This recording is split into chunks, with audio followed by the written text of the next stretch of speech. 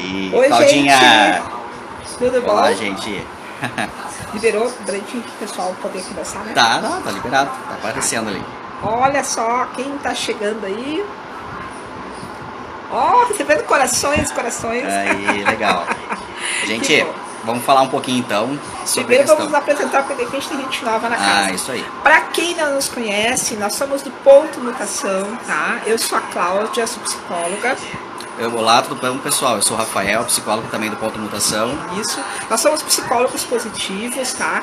E nós temos feito com frequência os nossos encontros de Periscope para falar sobre as relações afetivas. E nós, desde o princípio, estamos sempre tocando o assunto no sentido da dependência afetiva. Travou. Não. A coisa diz que travou. Travou? A Liberou? Fabiana está travando. Como é que tá, pessoal? Vocês estão conseguindo assistir a gente? Dá um feedback, por favor. Melhorou? Não, Melhorou? o sinal tá... Tá bom o sinal do nosso Wi-Fi? Dá um feedback aí pra nós. Quem tá do outro lado? Vamos ver se a gente consegue então. Estamos correndo atrás aqui. Deixa eu desligar aqui. Vamos lá. Bom, vamos continuar. Tá E aí, funcionando Fabiane? Bom, gente, então voltando a essa questão, tá? Eu e o Rafael, nós vamos abordar vários tópicos com relação à dependência afetiva, e esse assunto ele é muito amplo, então existem vários detalhes. E hoje nós vamos trazer a questão da imaturidade emocional. Será que nós estamos maduros com uma relação? Ou será que nós estamos tendo uma maturidade, um equilíbrio emocional na vida em geral, não só para relacionamento? É um questionamento que a gente tanto se faz para avaliar e ter uma autopercepção a respeito disso, como também a gente percebe nos pacientes, nas pessoas que nos procuram, o quanto que isso aí às vezes está em certo desequilíbrio, não está numa harmonia legal para a pessoa manter uma vida saudável emocionalmente. E o que impacta muito isso aí, né? O que seria um equilíbrio emocional? O que é tu ter essa maturidade? É tu conseguir lidar com os teus sentimentos, com as tuas emoções perante as situações da vida. Sejam elas tanto as boas, eufóricas, como a gente pode falar, que coisas maravilhosas que acontecem na vida da gente, quanto aquelas que mais aparecem as pessoas com problemas, que é lidando com frustrações, com medos, com desapegos, com desamparos, com situações de rompimento, de luto.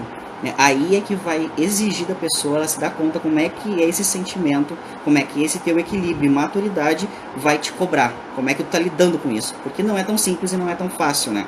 A gente até pesquisou, vendo os vídeos e acompanhando com o Flávio Gicovati também, que é um baita um pesquisador, aí, um psiquiatra que trabalha nessa área, a importância da, assim, ó, por que a gente tem esse apego, por que a gente tem essa sensação de continuidade, como é que a gente chama, Cláudia, de união, aquela mistura entre mãe e filho, né? Exato. Que isso vem de uma situação até maternal. Quando tu nasce, o bebê se sente muito acolhido da mãe. Só que essa interpretação na cabecinha da gente vem acompanhando. E aí na vida adulta tu quase que praticamente repete, achando que as pessoas no teu relacionamento têm que suprir uma necessidade tua. Né? E aí nem sempre. E aí vamos pensar o seguinte, gente, ninguém é de ninguém, sabe? Tudo que pode ser adquirido em nossa vida pode ser perdido. Então Com certeza. Essa é tudo. A única certeza que temos na vida é a morte. De resto, nada é certo. Todas as nossas escolhas, tudo que a gente pode optar na vida tem chance de dar errado ou certo. Então assim, ó, é incerto o resultado final. Então saber lidar com as nossas escolhas, com a incerteza da vida, é o maior diferencial, é o maior equilíbrio que a gente pode ter de presente para nós mesmos, porque nada é seguro, nada é garantido.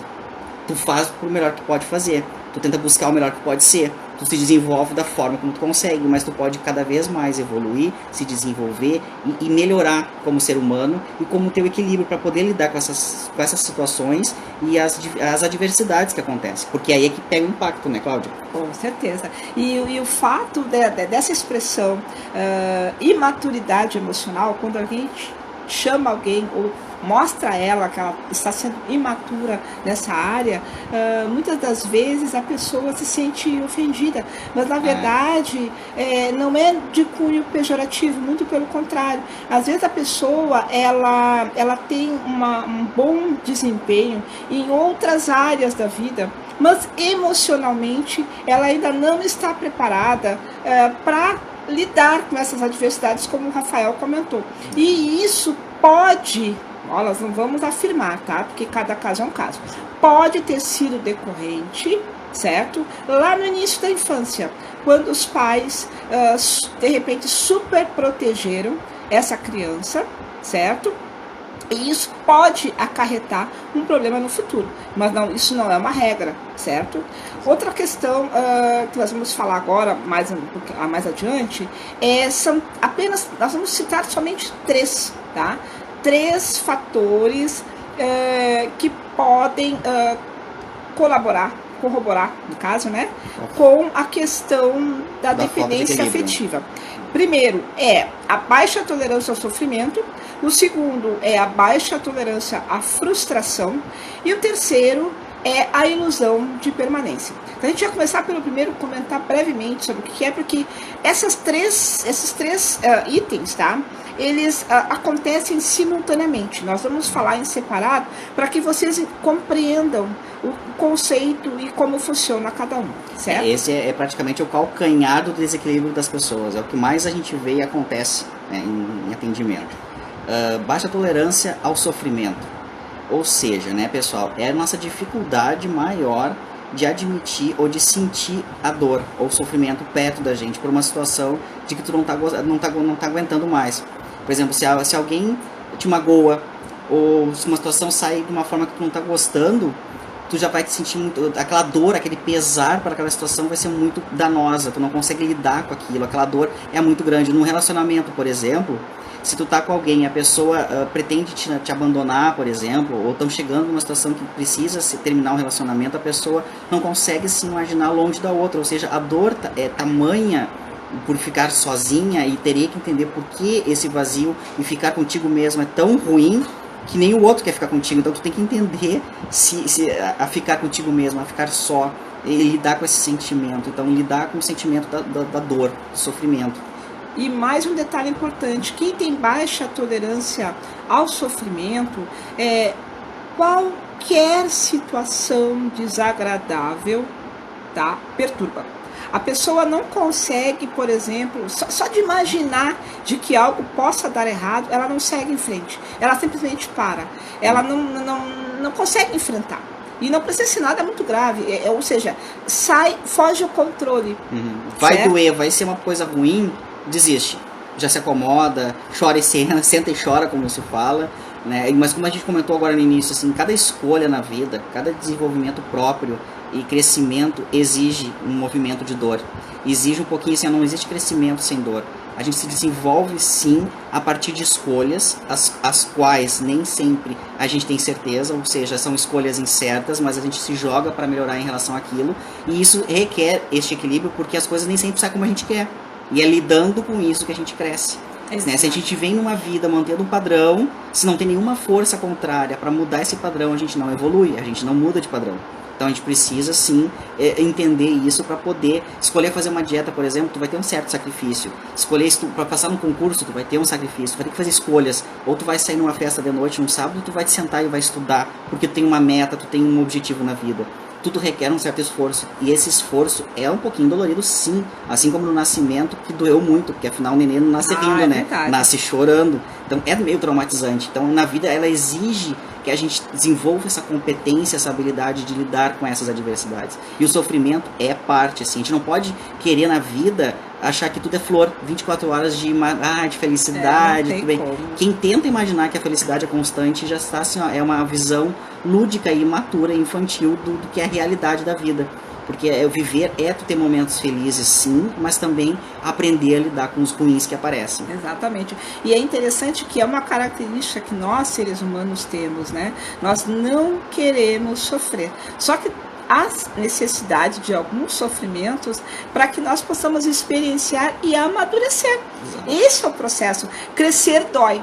Dói muito, porque nós não lembramos, né, quando nós éramos bebês, a dificuldade que nós tivemos em aprender a sentar sozinho, aprender a engatinhar, a caminhar, enfim, foi doloroso, né? Depois aí tu chega o primeiro dia de aula, né? Se deixar papai e mamãe em casa, enfrentar o novo, depois aí mais adiante o primeiro emprego, a expectativa, e depois vem a faculdade, depois vem casamento, depois vem o nascimento do primeiro filho, ou seja, tudo são etapas da vida que nós, com certeza, por desconhecermos, vamos sentir medo e poderemos realmente sofrer.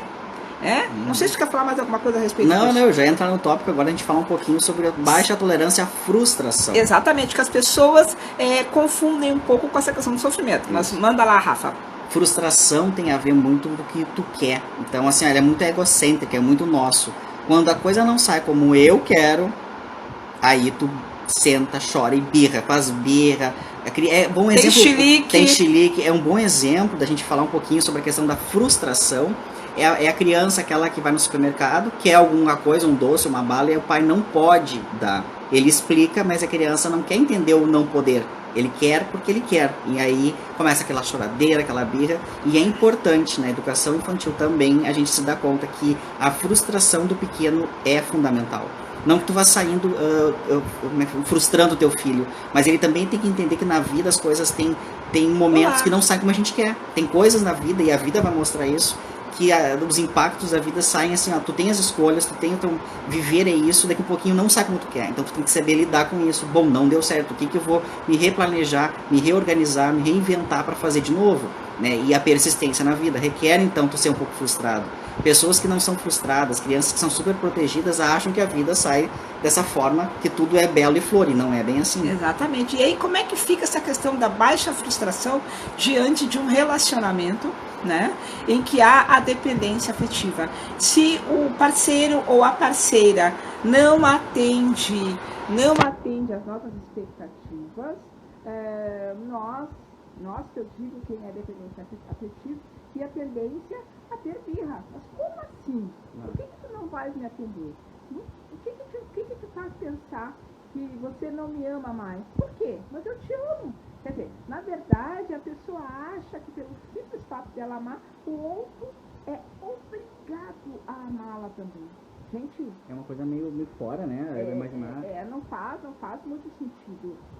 E essa questão da frustração, aí, claro, a pessoa, ela, em alguns momentos, dependendo do caso, pode ser que até que ela nem ame o outro, mas pelo simples fato de não querer perder a questão, a pessoa acaba, boa noite, tudo bom?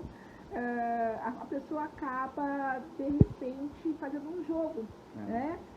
Por exemplo, teve um caso que foi citado, de uma moça que o namorado simplesmente a deixou por uma outra pessoa. Enquanto ela não conseguiu destruir a relação do ex-namorado, ela não sossegou. Mas o fato não era simplesmente de trazê-lo de volta, mas pelo simples fato de sentir-se vitoriosa, viu? Consegui. Quem ele pensa que ele é? De ter me deixado. Exato. Então, essa e no fim, depois até largou ele. Depois que pegou de volta, da outra fez, não queria mais saber. Aí ela deu o fim. Porque depende muitas vezes do término da relação, quem é que vai dar o fim, quem é que vai dar o basta. Não, ele não pode, eu que tenho que dar o basta. Como assim? Pera um pouquinho. Aí no caso dessa moça, ela foi atrás, reconquistou o cara pra ela dar o fim. Exato. Meio foi uma questão de orgulho, né, Rafa? Exato. Porque, poxa, imagina se eu vou sair por baixo dessa situação. Eu tenho que dar como é que diz, o golpe, né? Eu tenho que me vingar. Não posso me sair por baixo. Então é muito interessante essa questão da baixa tolerância à frustração, que é muito parecida com o não conseguir sofrer, mas elas estão interligadas. Pois é, tem uma situação até de casos que a gente viu, por exemplo, da pessoa vai numa festa e ela se sente tão bem com ela que eu quero ficar com a fulana. Aí só que a fulana não quer ficar comigo. Como ela não quer ficar comigo? Eu sou bonita, eu sou o cara. E aí ela quer ficar com o outro, e aí tu olha pro outro, esse cara lá é baixinho, gordinho. Como assim não quer ficar comigo? Incrível que tem gente não é uma situação muito, ela se acha tão boa, tão superior talvez ao outro, que não consiga admitir que não é, tu pode querer o outro, mas o outro pode não te querer. E aí tu tem que lidar com essa frustração. Nem tudo que tu quer vai ser como é. E aí tu tem que lidar com isso contigo. E aí tu tem que cair na realidade, saber que as coisas têm esse término. Nem tudo é assim que funciona, né? Exatamente. E tudo isso, se a gente parar para pensar, se reporta lá no início da nossa infância, né? De nós não sabermos lidar, né? Com as frustrações, né? E um terceiro item que nós vamos falar hoje é sobre a ilusão de permanência. Vamos lá, Rafa. Essa parte ilusão de permanência, cara. Bom, é aquela aquele velho fato, história, não vou dizer que eu também não tenha passado por isso, porque eu já passei, que é achar que o amor é para sempre, é eterno. Ele é sim eterno enquanto dure, enquanto as pessoas possam fazer por ele e dar valor para a relação no momento real. Mas a gente, assim, eu já vivi mesmo meu casamento na forma de achar que assim, é para o resto da vida, é aquela coisa bonita, felizes para sempre. Que bom que seja. Não vamos dizer que não existam casamentos e relações felizes e estáveis por uma vida toda. Existem. Mas a gente tem que ter noção real da vida, de que tudo que a gente escolhe, tudo que a gente tem, tu recebe, pode perder. Então, assim, o amor é a mesma coisa. A escolha do amor, ele é tão fantástico, amar, mas também é incerto. Ninguém é de ninguém. Tu não pode. A pessoa que fica contigo fica porque ela quer, não porque tu tá mandando, porque tu exige que fique. Tem que se dar noção, tem que ser conhecimento. Então não é eterno, não é para sempre. Mas se tu puder fazer o melhor cada dia, aí está a diferença da constância do teu relacionamento. Mas não dessa fantasia de achar que estamos ligados com uma vida toda, as metades da laranja. Isso aí é uma coisa imatura, é um pouco infantil de imaginar que é para sempre. Porque a todo momento alguém morre e tu vai ficar sozinho.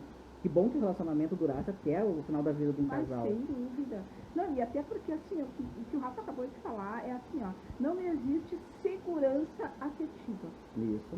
O que acontece dentro das relações, assim, ó, a possibilidade e a probabilidade. Então a gente pode dizer assim, ó, olha, no meu casamento não existe a possibilidade de terminar. Mas probabilidades podem acontecer, porque nós não sabemos o que vai acontecer lá na frente. A gente não tem como prever. Hoje está tudo bem.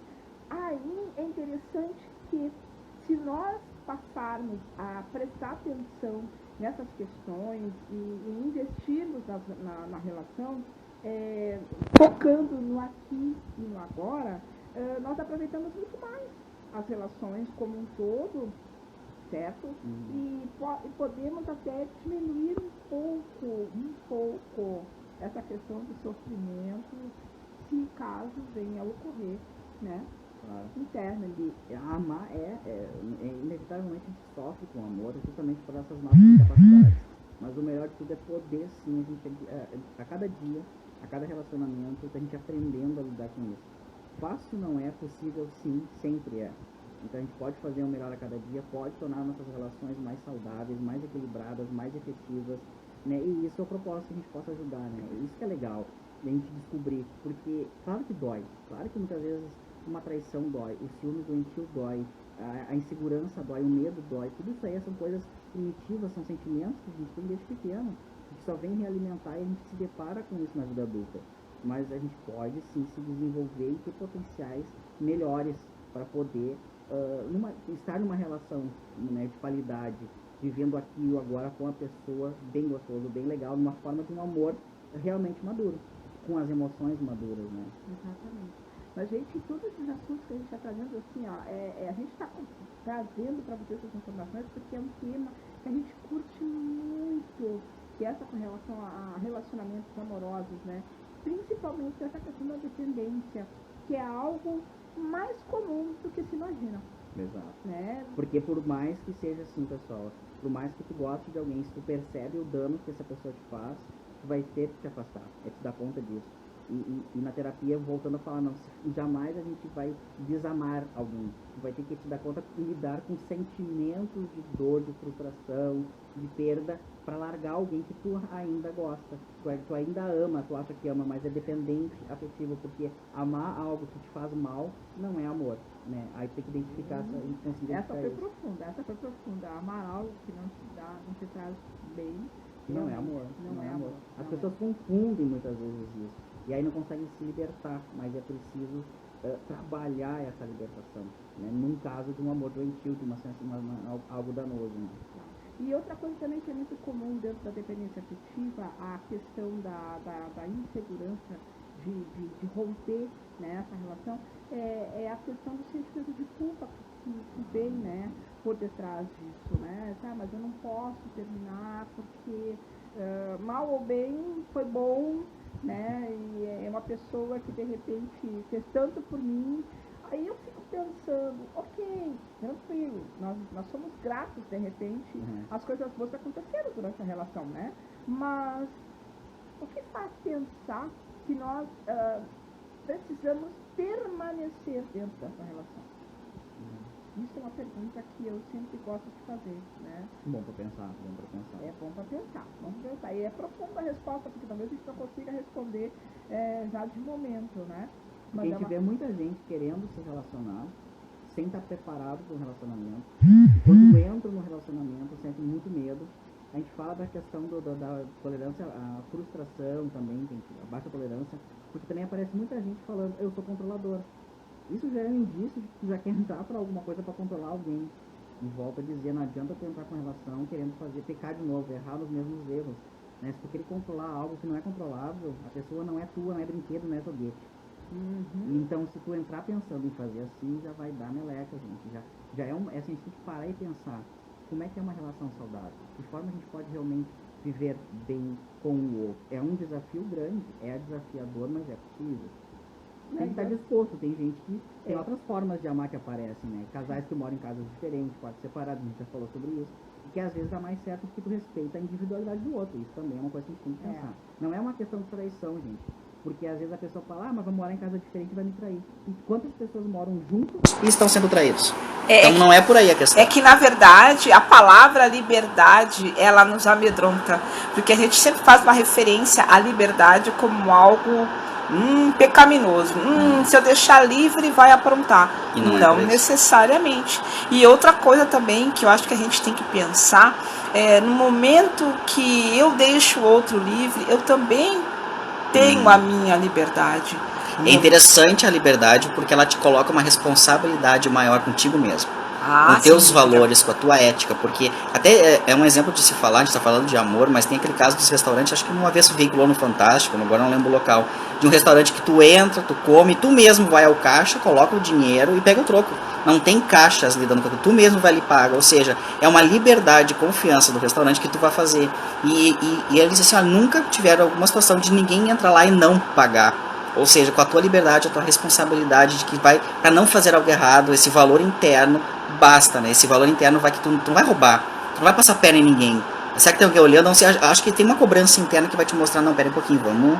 E aí a pessoa faz direito. Então, no relacionamento é quase a mesma coisa. Tu liberar essa pessoa, é aquele velho ditado do Shakespeare, né? Decore o seu jardim, né? Como é que se diz? Para as borboletas virem, né? Sim, cuida do teu jardim que as borboletas chegam, né? Então tu tem que estar bem contigo mesmo, tem que estar bem com o teu espaço, porque a pessoa vai, mas ela volta porque ela quer, não porque tu tá obrigando, tu tá fazendo um jogo emocional para prender alguém. Porque isso é a pior coisa, fica com pena, né, Cláudia? A pessoa estar contigo por uma situação de pena. A pessoa é muito legal, foi muito boa a vida inteira comigo, e agora eu vou largar ela por outra. Né? Ela foi tão boa, mas tem que ver toda a qualidade da relação. E ficar com alguém com pena é uma das piores coisas da vida, gente. Com certeza. Eu acho que deve ser uma sensação nada muito agradável ter alguém ao lado que de repente já não gosta mais na mesma intensidade que antes, sente apenas um carinho e pena por não querer nos deixar. É um tema muito, muito, muito bacana. Nós vamos bater aqui diversas vezes, né, com esse assunto, porque é fascinante mesmo. Mas eu acho que é isso aí. Eu acho, gente, hoje, eu acho que não tem perguntas, o pessoal aqui fica quietinho. Eu acho que a gente faz o pessoal pensar, né, Rafa? Ai, tranquilo, botei bastante gente entrando. Gente, domingo, são 19h05, né, o horário de Brasília. E a gente vai deixar, então, vocês. Obrigado. E retornamos na quarta. Provavelmente com mais assuntos, né, referente à dependência afetiva, que é um tema. Cheguei, boa noite, quem tá chegando? Nós estamos saindo, mas a gente vai deixar disponível o link pro YouTube, quem quiser assistir de novo. Isso, vai ficar, fica 24 horas, né, à disposição no replay, e depois nós vamos subir pro YouTube. Tá ok? Certo. Tranquilo. E sigam a gente, olha, @pontomutação, tá? É aqui o Periscope. Nós estamos nos programando para as quartas e domingos. A gente está aqui sempre trazendo novidades, e esses assuntos são bem polêmicos, né?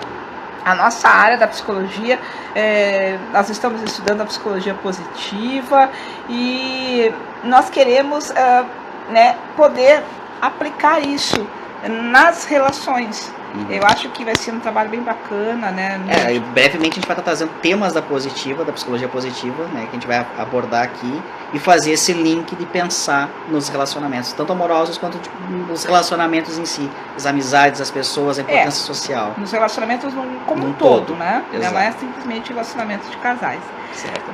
Mas, gente, acho que é isso. A gente vai indo, então foi um prazer imenso a gente estar aqui. Certo? Queremos coraçõezinhos. Falta coração. Gente, uma boa semana para vocês. Tchau, Olha tchau. que legal. Um abraço, tchau.